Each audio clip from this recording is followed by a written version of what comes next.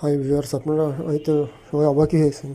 ভেনেজুয়েলার প্রেসিডেন্টকে গ্রেপ্তার করা হয়েছে, কিন্তু সেটা ঠিক আছে, হয়তো আমেরিকার সাথে তার সম্পর্ক ভালো ছিল না, কিন্তু তার স্ত্রীকে কেন গ্রেপ্তার করা হলো, এটা নিয়ে অনেকের মধ্যে প্রশ্ন। মূলত তার স্ত্রী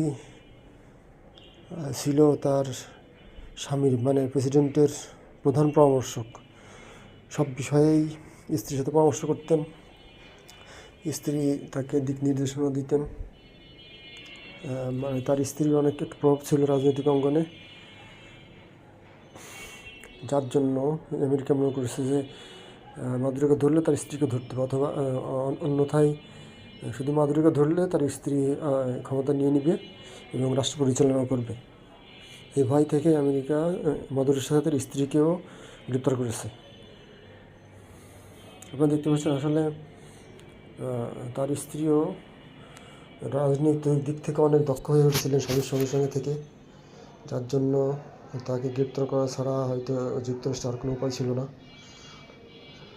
এই কারণে তাকেও সাথে গ্রেপ্তার করে নিয়ে গেছে। কেমন দক্ষ ছিলেন তার স্ত্রী, সেটা আপনারা এখানে পড়লেই বুঝতে পারবেন। কেমন গ্রহণযোগ্য ছিল জনগণের কাছে, রাজনৈতিক অঙ্গনে কতটা প্রভাব ছিল।